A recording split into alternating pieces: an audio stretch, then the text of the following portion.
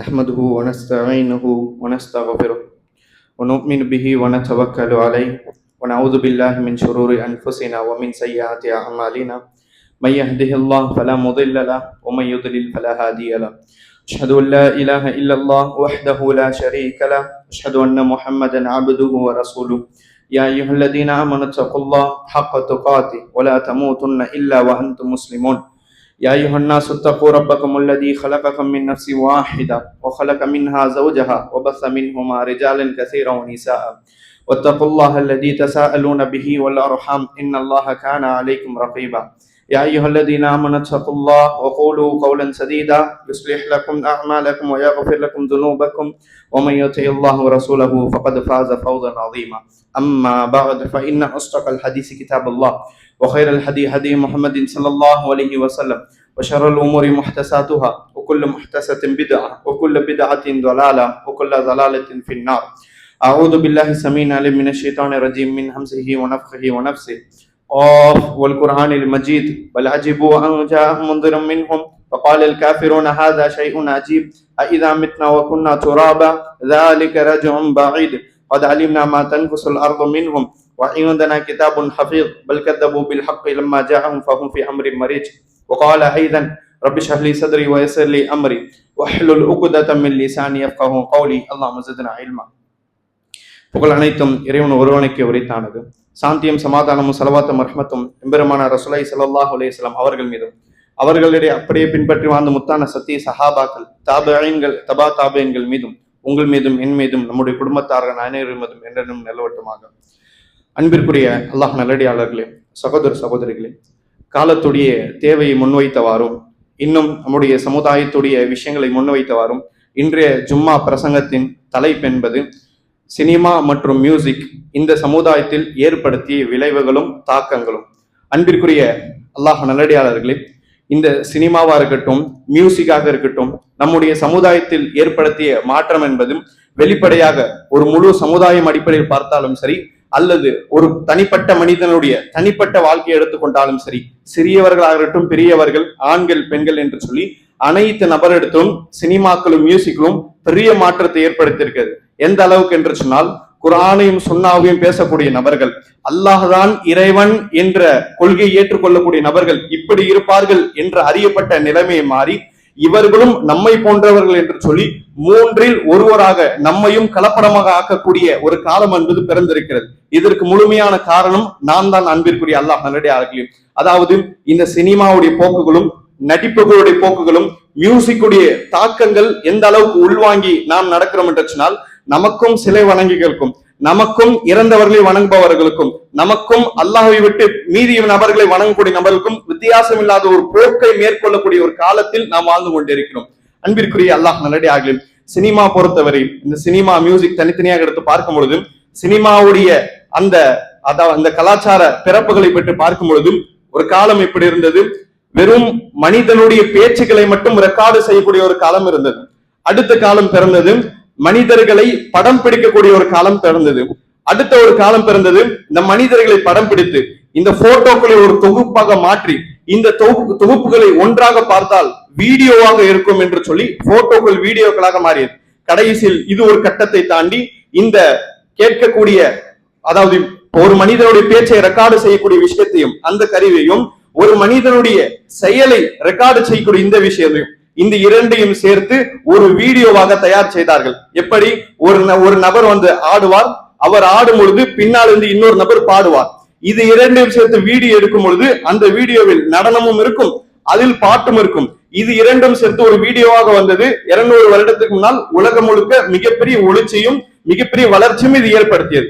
காலப்போக்கில் என்ன செய்தார்கள், ஒரு நபர் பேசும் பொழுதோ அல்லது ஆடும் பொழுதோ அதே நேரத்தில் மியூசிக் வேண்டாம், மியூசிக்கை தனியாக சேர்த்துக் கொள்ளலாம் என்று சொல்லி விஞ்ஞானம் இன்னும் வளர்ந்து கடைசியில் ஒரு முழுமையான வீடியோவாக மாறி இன்று 4K வரை 2K தாண்டி 4K வரை ஒளிபரப்பக்கூடிய, எங்கு நாம் வைத்திருக்கக்கூடிய இந்த போனில் 4K அளவுக்கு ஒளிபரப்பக்கூடிய ஒரு வீடியோ அளவுக்கு வளர்ந்திருக்கக்கூடிய ஒரு இடத்துல பார்க்கிறோம். இதுவெல்லாம் அன்பிற்குரிய அல்லாஹ் நல்லடியார்களே, இந்த வளர்ச்சியெல்லாம் பார்க்கும் பொழுது சாதாரண ஒரு மியூசிக் ரெக்கார்டில் இருந்து ஒரு ஒளிபெருக்கி ரெக்கார்டில் இருந்து இவ்வளவு தூரம் வளர்ந்திருக்கிறது. வெறும் 200 வருடத்திற்குள் நடந்த ஒரு மிகப்பெரிய மாற்றம். வெறும் 200 வருடம் தான், 1000 2000 கிடையாது. வெறும் 200 வருடத்தில் யூத சமுதாயமும் கிறிஸ்தவ சமுதாயம் இவர்கள் நடத்திய இந்த வளர்ச்சி என்பது உலகம் முழுக்க 200 வருடத்தில் ஏற்படுத்திய இந்த மாற்றம் என்பது மிகப்பெரிய மாற்றமாக பார்க்கப்படுகிறது. அன்பிற்குரிய அல்லாஹ் நல்லடியார்களே, எந்த அளவுக்கு ஆகிவிட்டது என்று சொன்னால், மியூசிக் இந்த சினிமாவுடைய தாக்கத்தை பொறுத்து பார்த்த வரையில் நாம் என்ன நடத்தி கொண்டிருக்கிறோம்? இளைய சமுதாயம், வளரக்கூடிய சமுதாயம், இந்த ஜென்சியோடைய சமுதாயம் இவர்கள் மட்டும் தாக்கப்பட்டிருக்காங்க கிடையாது. அன்பிற்குரிய அல்லாஹ் நல்லடியார்களே, 80s 90s பெரியவர்கள் சிறியவர்கள் அனைவரிடத்திலும் இதனுடைய தாக்கத்துடைய ஏதாவது ஒரு வெளிப்பாடை பார்க்கலாம். எந்த அளவுக்கு? சம்பாதிக்கக்கூடிய ஒரு நபரை எடுத்துக்கொள்ளலாம்.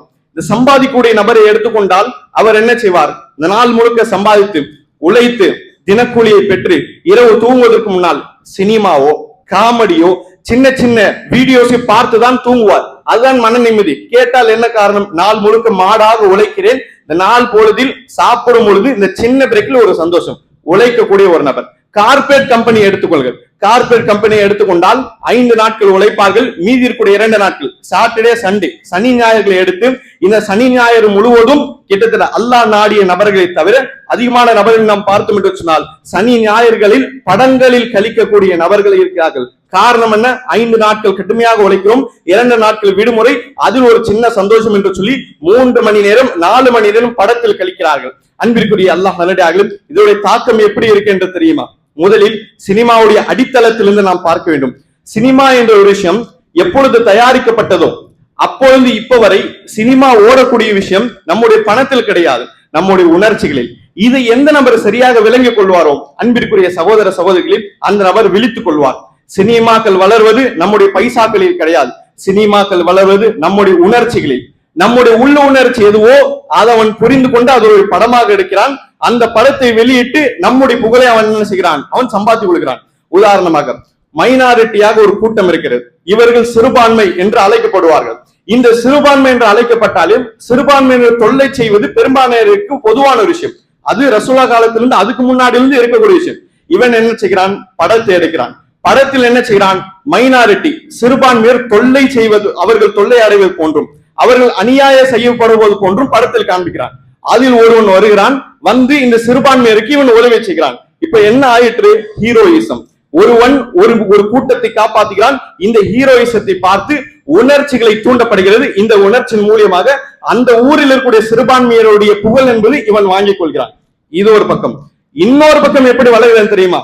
அன்பிற்குரிய சகோதர சகோதரிகளில் மனிதனால் செய்ய முடியாத சில விஷயம் இருக்கும், அது மனிதன் செய்ய வேண்டும் என்று ஆசைப்படுவான். இப்படியும் செய்ய முடியும் என்று சொல்லி படமாக எடுப்பார்கள், சினிமாவாக எடுப்பார்கள். எப்படி? எல்லாருக்கும் தெரிஞ்ச விஷயம், சாதாரண 8 கால் பூச்சி, ஸ்பைடர் பூச்சி. ஸ்பைடர் பூச்சி கடித்தால் இன்ஃபெக்ஷன் ஆகும், விஷமாகும், இறந்து போவார்கள். இயல்பு, இயற்கை, அல்லாஹ் படைத்தது இதுதான்.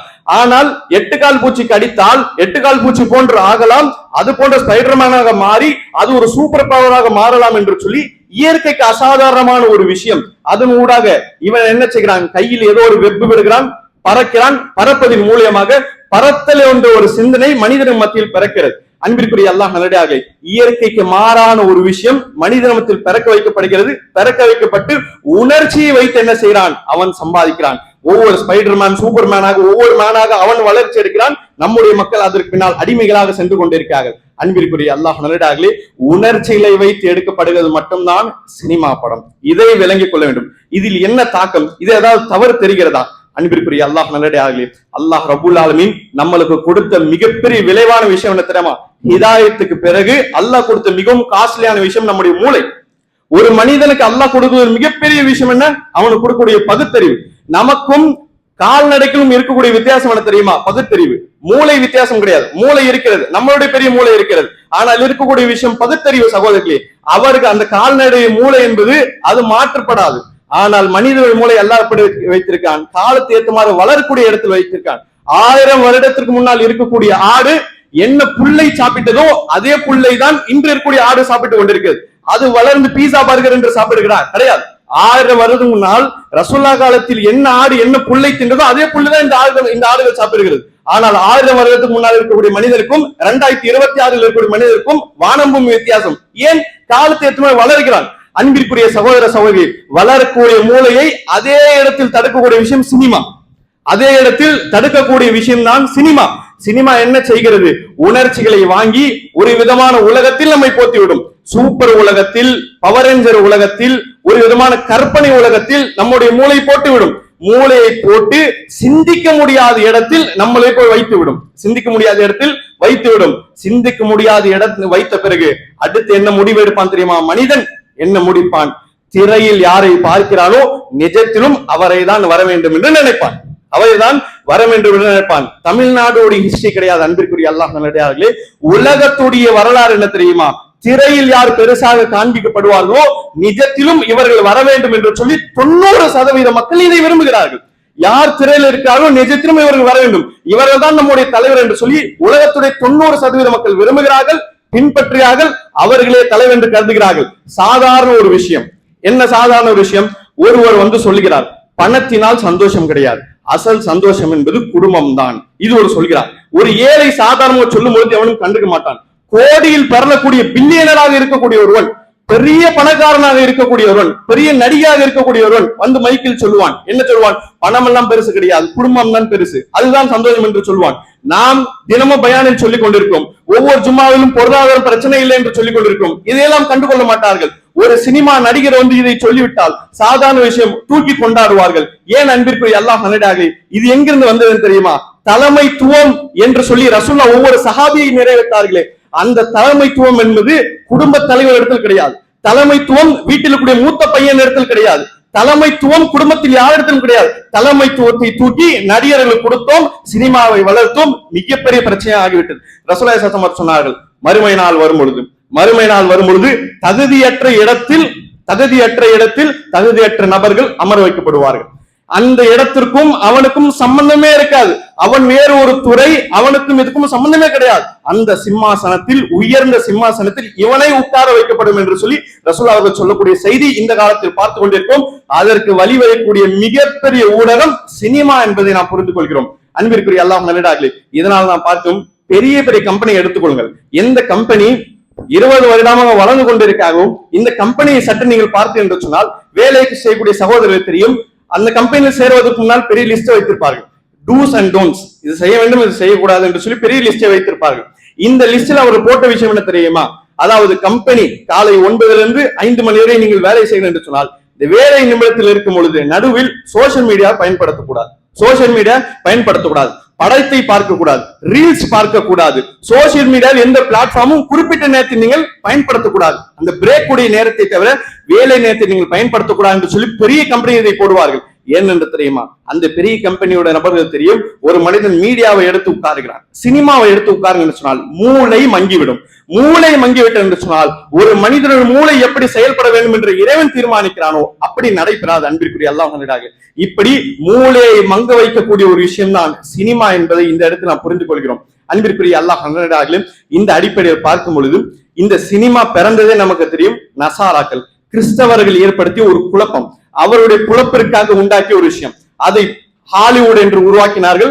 அதை என்ன செய்தார்கள்? இங்க இருக்கக்கூடிய நபர்கள் காப்பி எடுத்தார்கள். நீ ஹாலிவுட் என்று வைத்தால் நாங்கள் பாலிவுட் என்று வைப்போம், நீ பாலிவுட் என்று வைத்தால் தமிழ் சினிமாவில் கோலிவுட்டோ டோலிவுட்டோ என்று சொல்லி ஏதாவது பெயரை நாங்கள் வைப்போம்.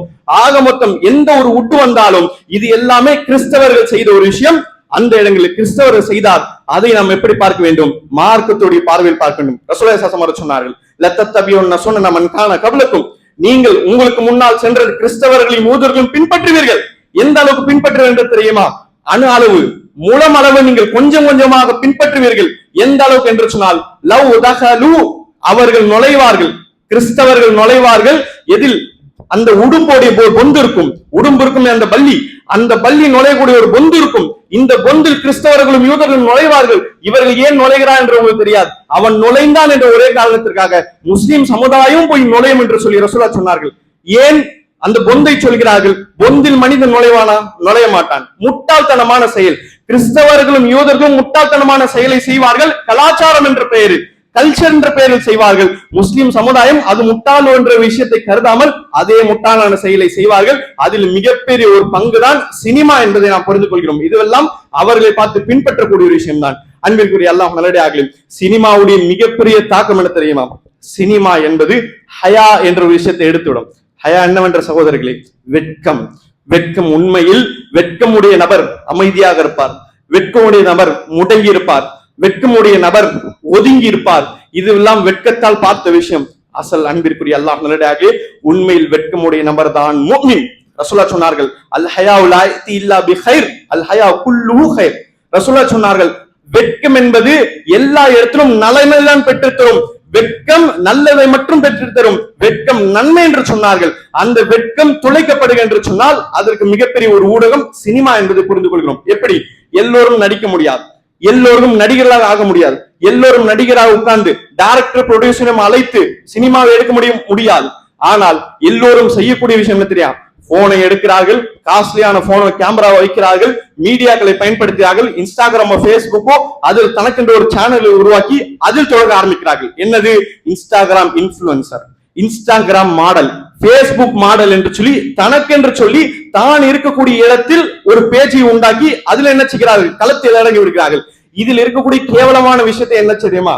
எங்கேயாவது ஒரு புது பாட்டு வரும், புது ட்ரெண்டிங் வரும்.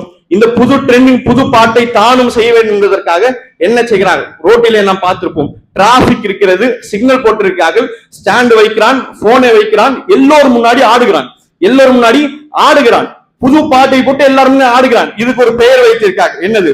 சோசியல் ஆங்ஸைட்டி இருக்கக்கூடாது. பொது வெளியில் இந்த மாதிரி ரீல்ஸ் எடுப்பதற்கும் வீடியோ எடுப்பதற்கும் பயப்படக்கூடாது.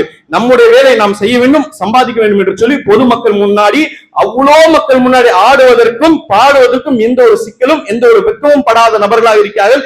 இதை பார்த்து கவர்ந்து நம்முடைய மக்கள் முகமது அஹ்மத் என்று பெயர் வைத்திருக்கூடிய நபர்களும் இதற்கு பின்னால் செல்கிறார்கள்.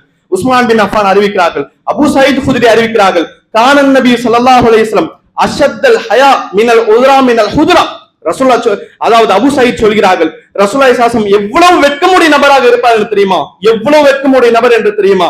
ரசூலுல்லாஹ் அவர்கள் எவ்வளவு வெட்கமுடைய நபர் என்று சொன்னால், ஒரு தனி அறையில் இருக்கக்கூடிய ஒரு குமர் பெண், ஒரு திருமணம் ஆகாத ஒரு பெண், வாலிப பெண், இந்த வாலிப பெண்ணுக்கு எவ்வளவு கூச்சம், எவ்வளவு ஹயா, எவ்வளவு வெட்கம் இருக்கும். அதை விட அதிகமாக ரசூலுல்லாஹ் வீட்டில் வெட்கமுடைய நபராக இருந்தார்கள். வீட்டில் இப்படி என்று சொன்னால் வெளியில் இதை விட வெட்கமுடைய நபராக இருப்பார்கள். அன்பிற்குரிய சகோதரி, யமனிலிருந்து ஒரு பெண் ரசூலுல்லாஹ்வுக்கு ஒரு சின்ன போர்வை தருகிறார்கள். எதற்காக? அன்பளிப்பாக. ரசூலுல்லாஹ்வுடைய தோற்றம் ஏழை போன்று இருக்கிறது. ஒரு போர்வை ரசூலுல்லாஹ் கிஃப்ட் கொடுக்கப்படுகிறது. அந்த போர்வை ரசூலுல்லாஹ் திருப்பி அனுப்புகிறார்கள். ஏன்? ஒரு பெண் என்னுடைய நிலைமை பார்த்து பாவப்பட்டு கொடுக்கிறாள், இந்த பாவப்பட்ட விஷயத்தை எப்படி எடுப்பேன் என்று தெரியவில்லை. ரசூலுல்லாஹ்வுடைய மனம் வேகிறது. ஹயா, அன்பிற்குரிய சகோதரி, ஹயா, வெட்கம். வெட்கத்தின் காரணமாக ரசூலுல்லாஹ் வேண்டாம் என்று சொல்கிறார்கள். இப்படிப்பட்ட வெட்கம் இருக்கிறது. இந்த வெட்கத்தை ரசூலுல்லாஹ் இந்த சமுதாயத்துக்கு போதித்தார்கள். ஆனால் வெட்கத்தை தூக்கி போட்டு ஆண்களும் பெண்களும் வித்தியாசம் இல்லாமல், ஹிஜாப் அபாயாவோட வித்தியாசம் இல்லாமல் எல்லாத்தையும் தூக்கி போட்டு வெட்கமற்ற வீடியோக்களுக்காக பரவக்கூடிய சமுதாயத்தை பார்க்கும். இதுவெல்லாம் அன்பிற்குரிய அல்லாஹ் நல்லடியார்களே, சினிமா ஏற்படுத்திய மிகப்பெரிய தாக்கங்கள் என்பதை நாம் மறந்துவிடக் கூடாது. அன்பிற்குரிய அல்லாஹ் நல்லடியார்களே, நேரம் குறைவாக இருக்கிறது. இதில் மிக முக்கியமா நான் புரிய வரக்கூடிய விஷயம் என்ன என்று தெரியுமா? இந்த சினிமாக்கள், கிறிஸ்தவர்கள் உருவாக்கிய சினிமாக்கள், இதனுடைய அடுத்த மிகப்பெரிய தாக்கம் எங்க இருக்கு தெரியுமா? இஸ்லாமிய சினிமா என்று ஆரம்பித்தார்கள். இஸ்லாமிய சினிமா என்று ஆரம்பித்தார்கள். என்ன? சினிமாவில் உலகம் செல்கிறது, உலகத்தில் இருக்கக்கூடிய மக்களை இஸ்லாத்தின் பக்கமாக அழைக்க வேண்டும். எப்படி அழைப்பது? அவர்கள் போகக்கூடிய அதே வழியில் அழைப்பது. என்ன வழி? இஸ்லாமிய சினிமா. இஸ்லாமிய சினிமா என்ன? இஸ்லாமுடைய சட்டம் அடிப்படையில் சினிமா எடுப்போம், சினிமா எடுத்து மக்கள் எல்லாம் இஸ்லாத்தின் பக்கமாக அழைப்போம். எப்படி செய்வீர்கள்? ஆரம்பித்தார்கள். மூசா அலைஹிஸ்ஸலாமுடைய வரலாறை சினிமாவாக எடுத்தார்கள். மூசா அலைஹிஸ்ஸலாம் வரலாறை எகிப்தில் வைத்து என்ன செய்தார்கள்? சினிமாவாக எடுத்தார்கள். அன்பிற்குரிய அல்லாஹ் நல்லடியார்களே, பார்க்காத நபர்களை அல்லாஹ் காப்பாற்றி விட்டான். பார்த்த நபர்களுக்கு தெரியும் அபாயா கிடையாது. பெண்களை வெளிப்படையாக எடுத்து வந்தார்கள், விபச்சாரத்தை எடுத்து வந்தார்கள், கொலை எப்படி செய்ய வேண்டும் என்று எடுத்து வந்தார்கள், தவறான விஷயங்களை வெளிப்படையாக டிவியில் காண்பித்தார்கள். கடைசியில் மூசா அலைஹிஸ்ஸலாம் வந்து இந்த சமுதாயத்தை காப்பாற்று போன்று காண்பித்தார்கள். ஆக மொத்தம் எப்படி இருந்தாலும் சரி, பலவிதமான பாவங்களை காண்பித்து கடைசியில் ஒரு நபியை காண்பிக்கிறார்கள். எப்படி பார்த்தாலும் சரி தவறுதான் சகோதரி. இஸ்லாமிய சினிமா என்று பெயர் எடுத்தாலும் தவறுதான். இதில் இன்னொரு பகுதி இருக்கிறது. என்னது? மூசா அலைஹிஸ்ஸலாமுடைய படத்தை எடுத்தார்கள். படத்தை எடுத்து 50 வருஷம் தாண்டவில்லை, அதுக்குள்ள இன்னொரு படத்தை எடுத்துட்டார்கள். மெசேஜ் என்ற படத்தை வைத்து சஹாபாக்களும் ரசூலுல்லாஹ்வுடைய வாழ்க்கை வரலாறு காண்பித்தார்கள். வெளிப்படையாக என்ன தெரியுங்க சகோதரி? ரசூலுல்லாஹ்வுடைய வாழ்க்கை, சஹாபாக்கள் வாழ்க்கை, போர்க்களம், மஸ்ஜித் நபவி, மக்கா, இதெல்லாம் தியாகம் எல்லாம் காண்பிக்கப்படுகிறது. தியாகம் தான் காண்பிக்கப்படுகிறது. அன்பிற்குரிய அல்லாஹ் நல்லடியார்களே, தியாகத்தை புரிய வைப்பதற்கு சினிமா ஒரு ஆதாரம் கிடையாது, சினிமா ஒரு ஊடகம் கிடையாது. அந்த தியாகத்தை புரிய வைப்பதற்கு அதை புரிந்து கொள்ள வேண்டும். அதில் நடித்த நடிகைகள், அதில் நடித்த நடிகர்கள், இவர்களுடைய வாழ்க்கை எடுத்து பார்த்தால் சீ என்று சொல்லுவதற்கு கூட மனம் வராது. அவ்வளவு மோசமான வாழ்க்கை. அந்த நபர்களை அழைத்து பிலால் ஹபஷுடைய வேதத்தில், அம்மார் பின் யாசருடைய வேதத்தில் பிலால் அவங்களுடைய உமர் ரலியல்லாஹு அவங்களுடைய வேடத்தில் நிப்பாட்டி வச்சு அசிங்கமான நடிகர்களை இப்படி போன்ற வேடத்தில் வைத்தார்கள். இதை இஸ்லாமிய சினிமா என்று சொல்கிறார்கள். ரசூலுல்லாஹ்வுடைய வரலாறை படிப்பதற்கான ஒரு ஊடகம் என்று சொல்கிறார்கள். இது வளர்ந்து ஒரு 50 வருஷம் தாண்டவில்லை. அடுத்தது ஹிலாஃபத் உமர் பின் கத்தாபுடைய வரலாறை 3 பாகமாக எடுத்தார்கள். அன்பிற்குரிய அல்லாஹ் நல்லடியார்களே, இதுவெல்லாம் இருக்கிறது வழிகேடு, உச்சகட்டமான வழிகேடு. பார்ப்பதற்கு நன்றாக தெரியும் ரசூலுல்லாஹ்வுடைய வாழ்க்கை, சஹாபாக்களுடைய வாழ்க்கை என்று சொல்லி வெளிப்படையாக நல்ல விஷயமாக தெரிந்தாலும் சரி, போகக்கூடிய வழி என்பது தவறான விஷயம். என்னதான் இஸ்லாமிய வரலாறை படிப்பதாக இருந்தாலும் சினிமாவை பார்த்தான் கற்றுக்கொள்ள வேண்டும் என்று சொல்லி எந்த அவசியமும் இஸ்லாத்து கிடையாது. நான் தொழுக வருகிறேன் என்பதற்காக, தொழுகை ஜும்மாவை நிறைவேற்ற வேண்டும் என்பதற்காக என்கிட்ட சட்டை இல்லை, என்னால் ஜும்மாவை நிறைவேற்ற வேண்டும். சட்டை திருடி போட்டு எடுத்து வரலாமா? சட்டை அபகரித்து எடுத்து வரலாமா? ஒருத்தனை கொலை செய்து சட்டையை போட்டு வரலாமா? என்ன வெளிப்படையாக என்ன தெரிகிறது? ஜும்மாவிற்காக சட்டை திருடி எடுத்து வருகிறார், வெளிப்படையாக தெரிகிறது. ஆனால் செய்த செயல் கரெக்டா? தவறான செயல். அன்பிற்குரிய அல்லாஹ் நல்லதாக என்ன இபாதத்தை செய்கிறீர்கள் என்பதை இறைவன் பார்க்க மாட்டான், அதை மட்டும் பார்க்க மாட்டான். என் நிலையில் எந்த சூழ்நிலை எப்படி செய்கிறீர்கள்? இஸ்லாமிய வரலாறா சஹாபாக்கள் படிக்க வேண்டுமா? அதற்கு சினிமா ஒரு ஊடகமா? அப்படிப்பட்ட ஹராமான சினிமா தேவையில்லை, அப்படிப்பட்ட வரலாறு நமக்கு தேவையில்லை. அன்பிற்குரிய அல்லாஹ் நல்லதாக இப்படி பார்த்து சினிமா வளர்ந்து இஸ்லாமிய சினிமாவாக மாறி இன்று 2026 வரை இதோடைய தாக்கம் எப்படி இருக்குன்னு தெரியுமா? யூடியூபில் இஸ்லாமிற்காக நடிக்கிறார்கள். படம் கிடையாது, ஷார்ட் பிலிமா இருக்கட்டும், ரீல்ஸாக இருக்கட்டும், ஷார்ட் வீடியோவாக இருக்கட்டும், ஒரு யூடியூப் சேனல் இருக்கிறது. அந்த யூடியூப் சேனலில் இஸ்லாத்திற்காக நடிக்கிறார்கள், நடித்து இஸ்லாத்தை காண்பிக்கிறார்கள், இஸ்லாமத்திற்காக தாவா செய்கிறார்கள், இஸ்லாத்தின் பக்கமாக மக்களை அழைக்கிறார்கள். எப்படி? நடித்து அழைக்கிறார்கள். யூடியூப் சேனல் பேர் சொல்ல வேண்டும் என்ற அவசியம் கிடையாது. எக்கச்சக்கமான யூடியூப் சேனல் பார்க்கிறோம். அதில் என்ன செய்யறாரு? நடித்து தாவா செய்து காமிக்கிறார்கள். எப்படி நடிக்கிறார்கள்? ஒருவன் தொழுகையாளி கிடையாது, இன்னொருத்தன் தொழுகையாளி. இவன் தொழாமல் கடையில் உட்கார்ந்து வியாபாரம் பார்க்கிறான் ஜொஹருடைய நேரத்தில். இவன் தொழாமல் இருக்கும் பொழுது இன்னொருத்தன் வருகிறான், வந்து தொழ வேண்டும் என்று அழைக்கிறான். 2 நபரும் செல்கிறார்கள், ஒரு ஹதீஸ் பின்னாடி போட்டு விடுகிறார்கள். இதில் என்ன தவறாக இருக்கிறது? நடிப்பு இருக்கிறது சகோதரர். முதலாவது நடிப்பு இருக்கிறது. என்ன நடிப்பு இருக்கிறது? இதில் தொழாமல் ஒருத்தர் நடிக்கிறாரு, அவர் அசல் உண்மையில் தொழுகையாளி, அவர் 5 வேளை தொழக்கூடிய நபர். 5 வேளை தொழக்கூடிய நபர் கேமராக்கு முன்னால் தொழுகையாளி இல்லை என்று நடிக்கிறார். இது ஒரு பக்கம் இருக்கா? இது வளர்ந்து எப்படி உருவம் எடுத்தது? அன்பிற்குரிய சகோதரர், ஒருவர் இருக்கிறார், குரானை மதிக்க மாட்டார். அவர் என்ன செய்கிறார்? குரானை மதிக்க மாட்டார். இன்னொருத்தர் வந்து குரானுடைய வெகுமதியை சொல்லி புரிய வைத்து குரானை ஓத வேண்டும் என்று சொல்கிறார். அசலில் குரானை அவமதிக்குமாறு கேமரா முன்னாடி சொன்னாரு. அவர் டெய்லி குரான் ஓதக்கூடிய நபர், குரானை தஜ்வீதுடன் ஓதக்கூடிய நபர். மக்களுக்கு முன்னால் குரான் ஓத தெரியாத மாதிரி குரானை அவமதிப்பதும் போன்று நினைக்கிறார்கள். அன்பிற்குரிய சகோதரர், நியாயமாக ஒரு கேள்வி கேட்கிறோம். தாவா செய்கிறீர்கள், இஸ்லாத்தை சொல்லுகிறீர்கள், அதன் நடிப்பு மூலியமாக இஸ்லாத்தை சொல்லுகிறீர்கள். இதே நடிப்பு இருக்க இந்த நடிப்புக்காக குரானை காலில் போட்டு மிதிக்க முடியுமா? நவுசுபில்லாஹ், சுப்ஹானல்லாஹ், காலில் போட்டு மிதிக்க முடியுமா? ஒருத்தர் இஸ்லாத்தை அவமதிப்பது போன்றும் அதை ஒருத்தர் வந்து கரெக்ட் பண்ணுவது போன்றும் திருத்துவது போன்றும் நீங்கள் செய்கிறீர்கள். அதற்கு காரணம் பள்ளிவாசலை உடைக்கலாமா? அதற்காக குரானை காலில் போட்டு மிதிக்கலாமா? இப்படி எக்கச்சக்கமாக அடுக்கினால் இவர்கள் செய்யக்கூடிய இந்த நடிப்பு தாவா இருக்கிறது இஸ்லாத்தும் இருக்கும் சுத்தமாக சம்பந்தமே இருக்காது. ஏன் இவரிடத்துல போய் கேமராக்கு முன்னால் வைத்து உங்களுடைய முழு குடும்பமும் சேர்ந்து இஸ்லாத்திற்காக தாவா செய்வதற்கு நடிக்கிறீர்கள். எப்படி நடிக்கிறீர்கள்? அதாவது ஒரு உம்மா இருக்கிறார்கள், அந்த உம்மாவை மனைவி போன்று நீங்கள் கேமராக்கு முன்னால் காட்டுகிறீர்கள். அந்த உம்மாவை வைத்து தான் பெற்ற உம்மாவை மனைவி போன்று உட்கார வைத்து நீங்கள் புரிய வைக்கிறீர்கள், இஸ்லாத்தை புரிய வைக்கிறீர்கள். எதற்கு முன்னால்? கேமராக்கு முன்னால். சரி, ஒரு தாவா தெரிகிறது, இது பார்த்து ஆயிரக்கணக்கான மக்கள் திருந்தார்கள்.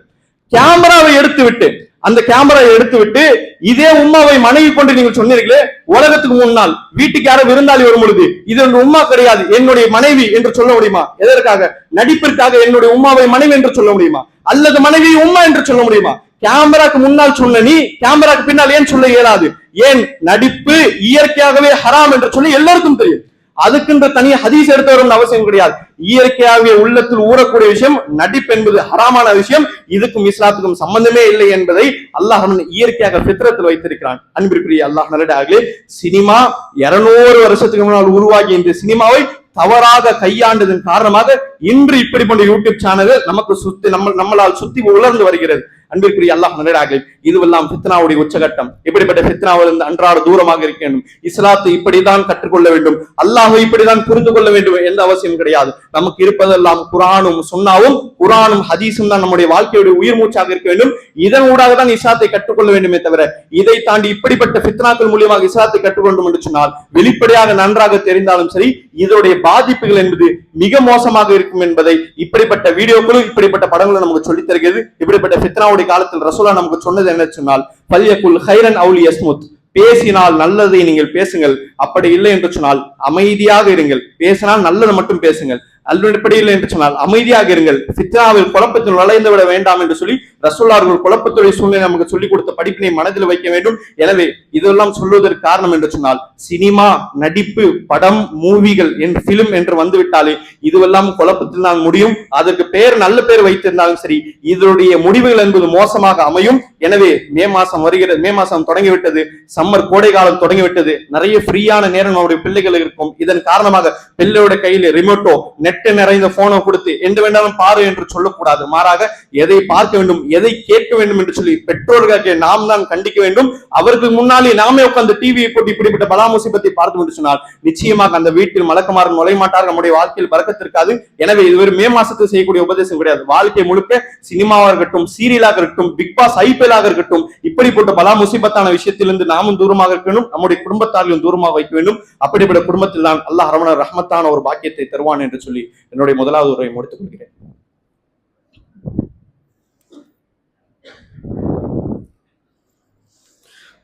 அல்ஹம்துலில்லாஹி ரப்பில் ஆலமீன், பிஹி நஸ்தஈன், வஸ்ஸலாத்து வஸ்ஸலாமு அலா ரசூலில் கரீம் வ அலா ஆலிஹி வ ஸஹ்பிஹி அஜ்மஈன், அம்மா பஅத். அன்பிற்குரிய அல்லாஹ் நல்லடியார்களே, சினிமாக்கள் இந்த உம்மத்தில் ஏற்படுத்தக்கூடிய விளைவுகள் என்ற சம்பந்தமான சில விஷயத்தை நாம் பார்த்தோம். அதே அன்பிற்குரிய அல்லாஹ் நல்லடியார்களே, இதே தலைப்பில் வரக்கூடியதுதான் மியூசிக் என்று சொல்லக்கூடிய, இசை என்று சொல்லக்கூடிய மிக மோசமான ஒரு நோய்.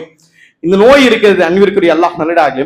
மியூசிக் என்ற விஷயத்தை எப்படி இஸ்லாம் தடுக்கிறது தெரியுமா? சின்ன சின்ன விஷயத்தை தடுக்கிறது. உதாரணமாக உமர் பின் கத்தாப் மதீனாவுடைய சில தெருக்கள் மூலியமாக சென்று கொண்டிருந்தார்கள். சில நபர்கள் பாட்டு பாடு கொண்டிருந்தார்கள். சில நபர்கள் சில அதாவது இசை கருவிகளை வைத்து, மியூசிக் இன்ஸ்ட்ருமெண்ட்களை வைத்து சில பாட்டுகளை பாடிக்கொண்டிருந்தார்கள். அதாவது அப்துல்லா பின் உமர், மன்னிக்க வேண்டும், அப்துல்லா பின் உமர் அவர்கள் இந்த பாட்டு பாடக்கூடிய நபர்கள் மூலியமாக அவர்கள் சென்று கொண்டிருக்கும் பொழுது இசையை கேட்டவுடன் என்ன செய்தார்கள்? காதில் விரல்களை வைத்துக் கொண்டார்கள். விரல்களை வைத்து அந்த தெருவை தாண்டும் பொழுது ஸ்பீடாக தாண்டி விட்டார்கள். இதை ஏன் இப்படி நீங்கள் செய்கிறீர்கள்? இவ்வளவு நீங்களே நிர்பந்தத்தில் இருக்கும் பொழுது, உங்கள் காதுகளில் வீணாக வந்து விழும் பொழுது நீங்கள் ஏன் இப்படி செய்கிறேன் என்று கேட்ட பொழுது அவர்கள் சொல்கிறார்கள், ரசூலுல்லாஹி ஸல்லல்லாஹு அவர்கள் இசையை ஒரு முறை கேட்ட பொழுது இப்படித்தான் காதில் விரலை வைத்து ரசூலா வேகமாக போன சம்பவத்தை நான் பார்த்தேன் என்று சொல்லி அப்துல்லா பின் உமர் அவர்கள் சொல்கிறார்கள். ரசூலுல்லாஹ்வுடைய வளமை என்ன? இசை நாமே கேட்டாலும், நிர்பந்தமாக கேட்கப்பட்டாலும் சரி, பஸ்ல போகும்போதோ ஆட்டோல போகும்போதோ ஏதாவது நிர்பந்தமாக கேட்கப்பட்டாலும் சரி, ரசூலுல்லாஹ்வுடைய வளமை என்ன? காதில் விரல்களை வைத்து வேகமாக அந்த இடத்துக்கு கடந்து விடுவார்கள். இது ரசூலுல்லாஹ்வுடைய வளமை என்று சொல்லி அப்துல்லா பின் உமர் சொல்கிறார்கள். இப்படி மியூசிக் உடைய, இசையுடைய சின்ன துரு கூட நம்முடைய இதயத்தில் வரக்கூடாது என்பதற்காக ரசூலுல்லாஹ் காதை பொத்தி கொண்டு ஓடக்கூடிய நபராக ரசூலுல்லாஹ் அவர்கள் இருந்தார்கள். ஆனால் இன்று அப்படிப்பட்ட மியூசிக் என்பது சாதாரண வீடியோக்கள் இருந்து, படத்திலிருந்து எப்படியெல்லாம் ஊடுருவி வருகிறது. அதை மக்கள் எவ்வளவு ஆழமாக ரசிக்கிறார்கள். அன்பிற்குரிய அல்லாஹ் நல்லடியார்களே, ரத்த கண்ணீர்களை வடிக்கக்கூடிய இடத்தில் நாம் இருக்கிறோம். ரத்த கண்ணீர்கள் எந்த அளவுக்கு என்று தெரியுமா? முஸ்லிம் பாடகர்கள் இருக்காங்க, வருத்தப்பட வேண்டியது, அவர்களுக்காக துஆ செய்ய வேண்டியது நம்முடைய கடமை.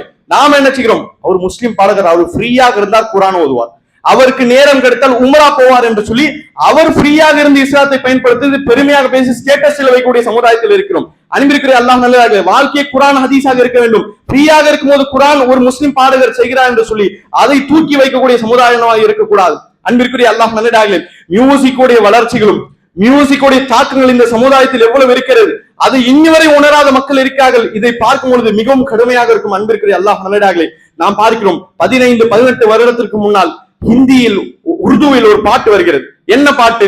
நிறைய நபர்களுக்கு தெரியும், கேட்டிருக்கும். துஜ்மே ரப் திக்தா ஹை என்று சொல்லி ஒரு பாட்டு வந்தது. இந்த பாட்டு அசல் என்ன தெரியுமா சகோதரர்களே? ஒரு நபர் பாடுகிறார். என்ன பாடுகிறார்? அவருடைய நாயகியை பார்த்து அவர் சொல்கிறார், உன்னுடைய முகத்தில் ரப்பு தெரிகிறார், உன்னுடைய முகத்தில் ரப்பு தெரிகிறார் என்று சொல்லி இந்த நபர் பாடுகிறார். இந்த நபர் பாடும்பொழுது சினிமாவில் விடப்படுகிறது. இருக்கலே கஷ்டமான விஷயம் என்ன தெரியுமா? அந்த இடத்தில் இந்த சினிமா வெளிவரும் பொழுது, இந்த பாட்டு அந்த படத்துடன் வெளிவரும் பொழுது, அந்த படத்துடைய ஹீரோவாக இருக்கக்கூடிய நபர், கதாநாயகனாக இருக்கக்கூடிய நபர் யார் தெரியுமா? கலிமா படித்த ஒரு முஸ்லிம். கலிமா படித்த ஒரு முஸ்லிம் தன்னுடைய அந்த ஹீரோயினை பார்த்து, அந்த நபரை பார்த்து இவர் சொல்கிறார், உன்னுடைய முகத்தில் என்னுடைய ரப்பு தெரிகிறார் என்று சொல்கிறார். ரப் என்ன சகோதரர்களே? வாதாடுகிறார்கள். ரப்பு ஹிந்தி வார்த்தை, தவறு. ரப்பு உருது வார்த்தை. உருது பிறந்தது, பாரசீகமும் அரபியும் சேர்ந்துதான் உருது பிறந்தது. அரபி வார்த்தை தான் ரப்பு. அரபி வார்த்தை குரானில் இருக்கிறது. ரப் என்ற வார்த்தை இணைத்து ஹிந்தி பாடலில் போட்டு உன்னுடைய முகத்தில் என்னுடைய ரப்பு தெரிகிறார் என்று சொல்லி இவன் பாட, அந்த பாடல் பில்லியன் வியூஸ் போக அதனுடைய மக்கள் இன்னி வரை அதற்கு எதிர்த்து ஒரு போராட்டம் கூட செய்யாத நபர்களை பார்த்து கொண்டிருக்கிறோம். வடநாடுகளில் இன்னி வரை அந்த பாட்டு ட்ரெண்டிங்கில் இருக்க சகோதரி.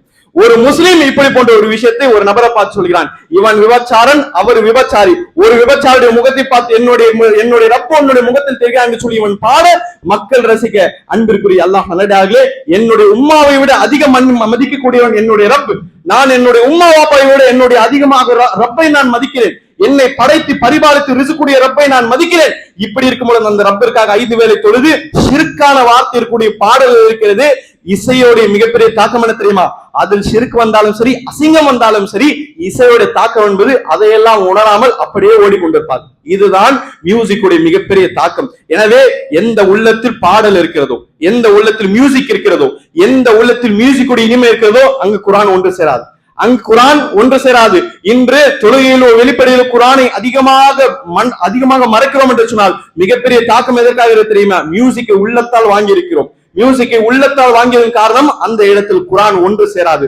நாம் பார்க்கும் இஸ்லாத்தை இவர்கள் ஏன் அதிகமாக எதிர்க்கிறார்கள் தெரியுமா? இஸ்லாத்தை ஏன் முழுவதுமாக தவிர்க்கிறார்கள் தெரியுமா? 2025 போன வருடம் முழு உலகத்திலும் மியூசிக்குடைய வருமானம் எழுத்தினோம்.